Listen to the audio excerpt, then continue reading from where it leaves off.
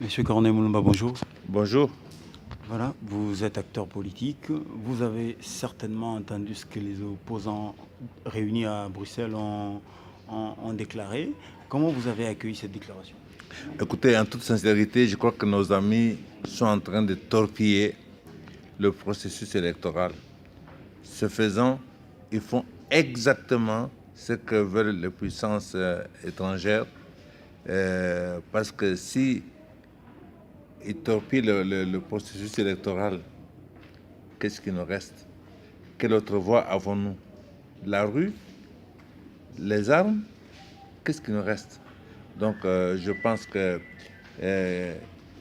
pour le moment, avec ces déclarations, ils ont rendu un très mauvais service à la nation, d'autant plus qu'en exigeant que des personnes qui ont été invalidées par la Cour constitutionnelle soient admises à participer, ça veut dire qu'ils ne reconnaissent même pas les institutions de la République. Alors, s'ils ne reconnaissent pas les institutions de la République, alors nous allons où? Mais ils disent qu'ils font tout cela au nom de l'inclusivité du processus électoral et de son caractère de confiance entre acteurs, parties prenantes. Cela ne vaut pas le coup. Vous ne trouvez pas normal qu'ils aillent faire cette réunion à Bruxelles sous le parrainage de Didier Reynders et que après cette réunion avec lui, celui-ci prenne le bâton de pèlerin, vienne en Angola, en Afrique du Sud,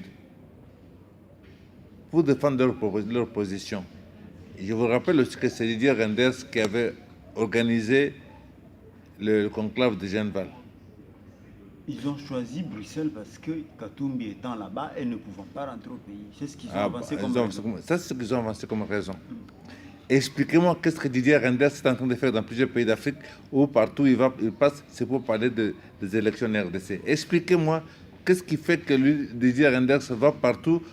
Et je vous rappelle aussi que non seulement c'est Didier Reynders qui va organiser le conclave de Bruxelles, mais lorsque nous étions au conclave, au dialogue de la Cité de l'Union africaine, le même Didier Reynders a fait une déclaration selon laquelle il fallait un nouveau dialogue.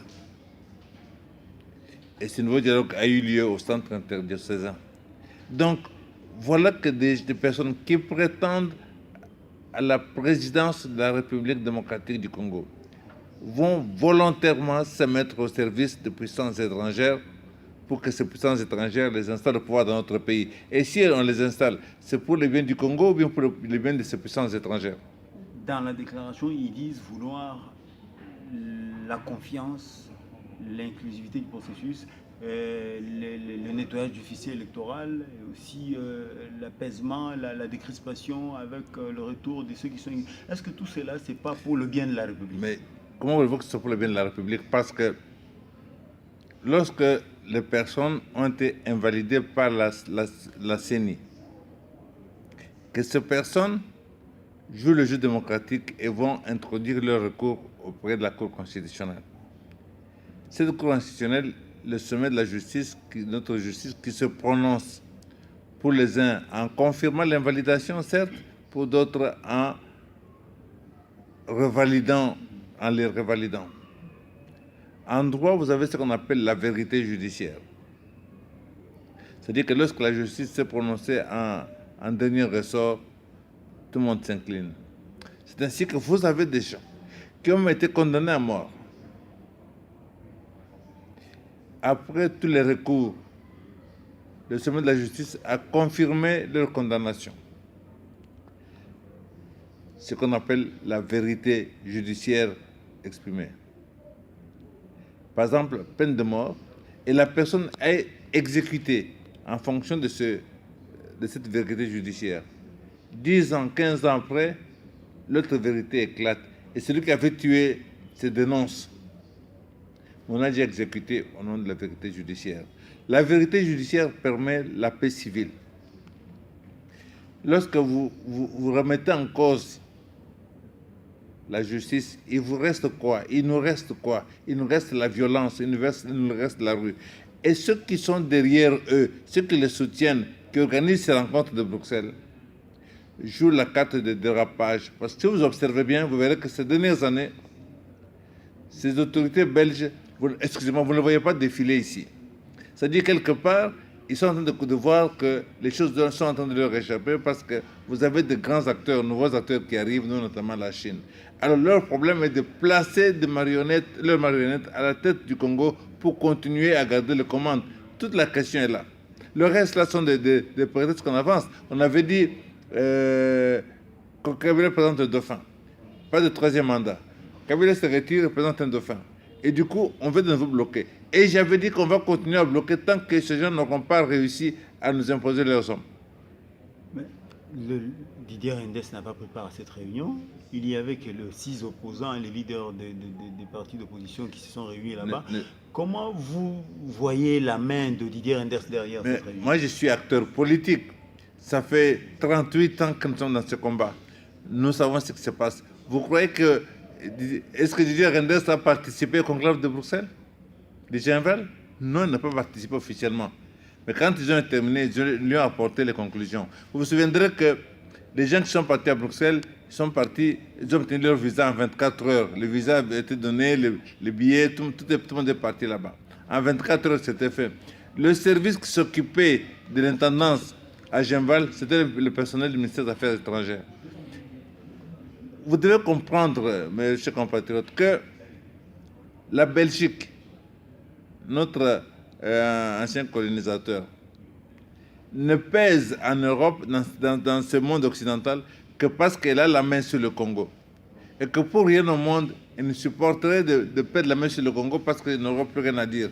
La Belgique n'est pas un grand pays industriel, n'est-ce pas? Et que donc, c'est-à-dire qu'eux perdent la main sur le Congo. Or, ici, c'est une question de vie ou de mort pour nous, Congolais. Est-ce qu'on doit seulement accepter que tous nos minéraux soient systématiquement tous emportés pendant que nous continuons à crever de la misère, pendant que nous ne pouvons rien faire, que nous ne pouvons rien décider? Alors, en corrélation avec ce qui se passe au niveau interne, qu'est-ce que vous pensez de ce qui se dit ici et par rapport à ce qui a été déclaré à Genval et la position des évêques catholiques? Observez que la position des évêques catholiques est systématiquement la même que celle qu'expriment les puissances étrangères. C'est systématiquement l'Église catholique est en quelque sorte le bras séculier des puissances occidentales. Observez, prenez, pour bien juger, il faut prendre tout cela sur un laps de temps, voir les différentes. Prenez même depuis la réunion de Gorée.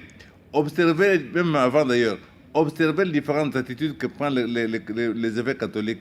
Ce sont les positions des puissances occidentales, systématiquement. Pour quelles raisons? Nous avons ici une commission qu'on appelle la CIME, la commission d'intermédiation. L'Église catholique était là, s'est retirée. Vous avez toutes les églises de la RDC d'un côté, vous avez l'Église catholique en dehors. Mais toutes les églises catholiques qui sont là, les églises qui sont là, sont toutes des églises qui ont leur autorité ici. Tandis que l'Église catholique a son autorité à Rome. C'est la différence. Et donc, notre combat, le combat que nous menons, n'est pas un combat contre les Occidentaux. C'est un combat pour les intérêts du Congo et des Congolais. Il est normal, tout à fait normal, que nous ayons la possibilité de faire profiter à nos populations de ce que nous avons.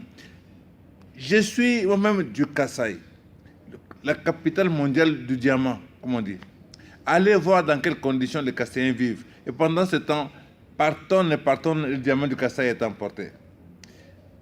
Je ne peux pas, moi, en tant qu'acteur politique congolais, ne pas me poser de questions pour quelles raisons nous devons continuer, nous, à croupir dans la misère pendant que ces minéraux servent à construire chez les autres. Et quand nous voulons nous battre, nous voulons investir chez nous, ceux qui veulent se préoccuper du Congo sont considérés comme des mauvais qu'il faut assassiner. Alors c'est ça le problème.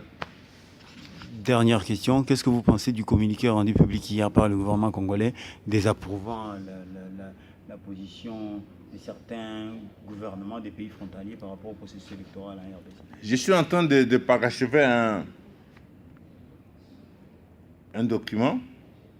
Je pense que comme dès ce soir, je pourrais déjà mettre la première partie dans les réseaux. Et cette première partie s'intitule « Tous unis pour un leadership faible au Congo ». C'est-à-dire que tous ces gens, ils ont peur de ce que peut être le Congo si le Congo est bien organisé, si les Congolais sont réveillés, ils sont dynamiques, sont entreprenants, s'ils se réveillent. Et que donc, ils ont tous intérêt à ce que nous puissions rester comme ça. Il y en a ceux qui pompent le pétrole, il y a ceux qui pompent tous les minéraux. Vous avez suivi le président chinois qui, en allant en Afrique du Sud, va au Rwanda. Pourquoi? Parce que c'est du Rwanda qu'on vend les minéraux précieux du Congo. Le Rwanda n'a que le thé et le café, et encore. C'est donc les minéraux du Congo qui sont...